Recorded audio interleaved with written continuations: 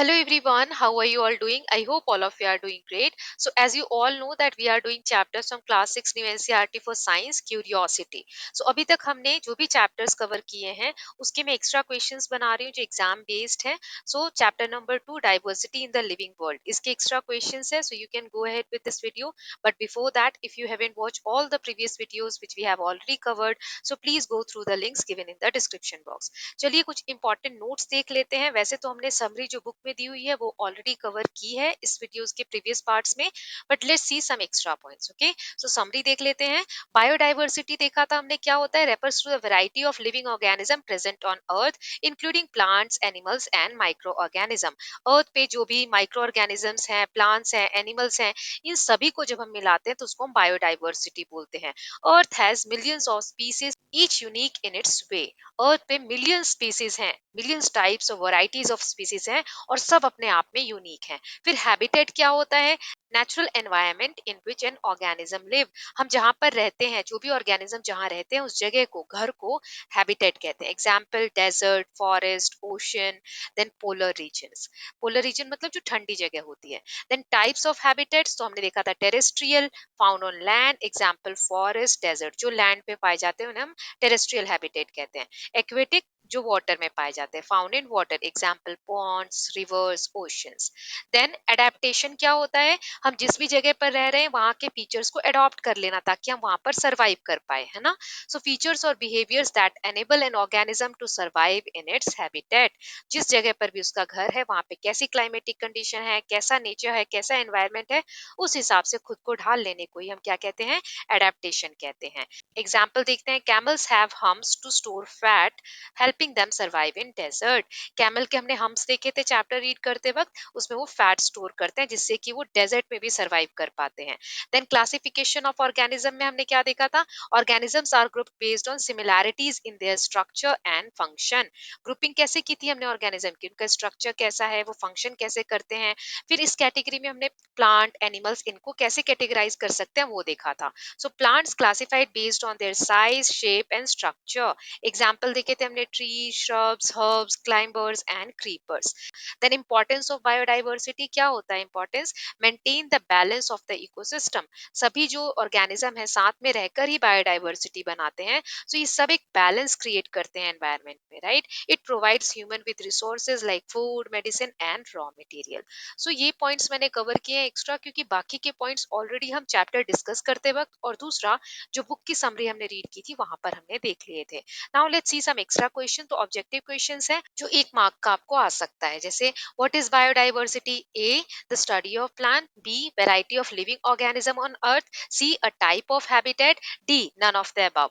सो इसका आंसर है variety of living organism on earth. Then which of the following is a terrestrial habitat? Ocean, river, desert और pond. So ये desert जो है वो terrestrial habitat है. बाकी सब क्या है आप कमेंट सेक्शन में बताएंगे. Then which of the following is an adaptation in camel? Camel में क्या एडेप्टेशन हुआ है? Humps for storing water, thick fur for warmth, humps for storing fat, long wings for flying. Camels में option number C, humps for storing fat. Fat के लिए उनके humps होते हैं. Then what is the habitat of a fish? Desert, forest, water और mountain. So fish कहाँ रहती है, उसका घर कहाँ है? Water. Then animals that live both on land and in water are known as. क्या कहते हैं ऐसे एनिमल्स को जो वाटर में भी रह सकते हैं और लैंड पे भी? मैमल्स, बर्ड्स, एम्फीबियंस या reptiles? Amphibians. Then plants that grow along the ground without climbing are called. जो पौधे ऐसे जमीन पे ही रेंगते हैं या जमीन पे ही फैलने लगते हैं तो उन्हें हम क्या कहते हैं? ट्रीज, श्रब्स, क्रीपर्स या herbs? creepers. Then next is which of the following is a characteristics of a taproot system? Taproot कैसा होता है? Many small roots of small size.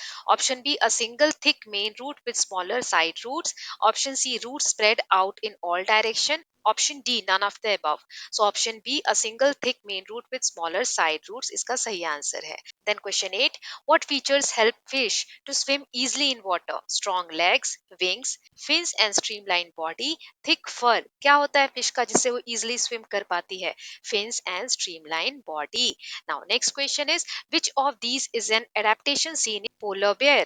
जो polar bear होते हैं उनके क्या adaptation है? Thick fur and layer of fat, humps या long neck. सो इसका आंसर है option B, thick fur and layer of fat. So दो ऑप्शन में थिक फर है, लेकिन आप ऑप्शन बी को टिक करेंगे क्योंकि ये दोनों चीजें होती हैं पोलर बियर के पास, right.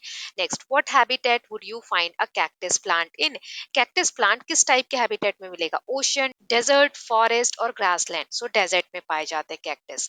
Then which of the following plants has a tap root system? किस प्लांट का टैप रूट सिस्टम होता है? व्हीट, ग्रास, कैरेट और राइस? कैरेट का।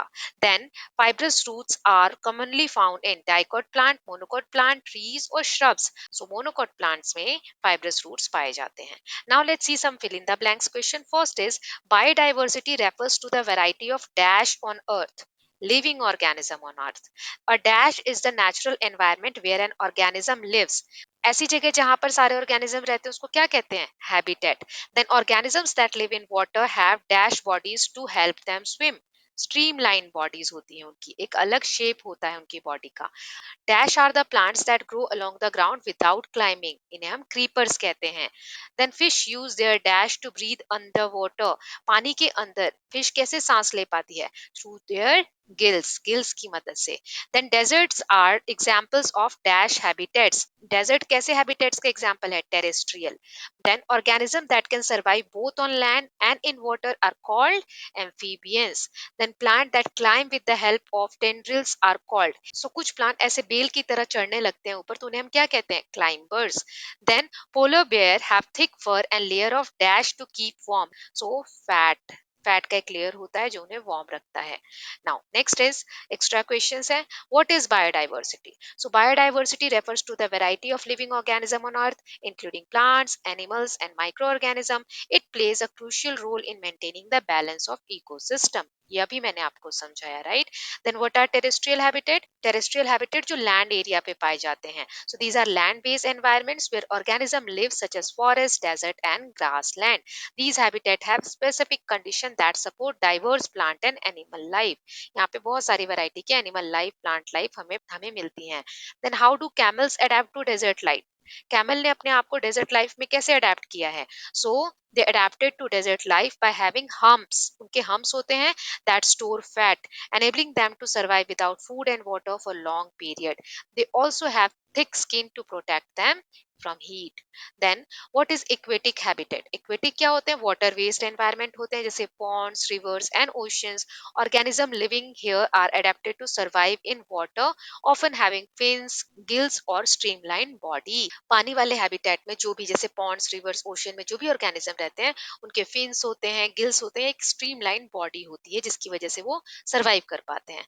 Now why are adaptation important for survival? Adaptation क्यों important है survival के लिए? So these are features or behaviors that help organisms survive in their specific habitat. Without these, they might struggle to find food, shelter or protect themselves from predator.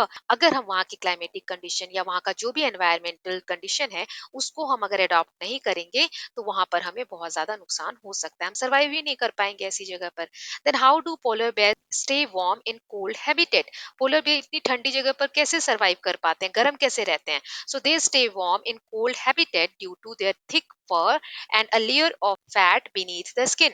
उनकी skin के नीचे एक layer होती है fat की। These adaptation help them survive in extremely low temperature.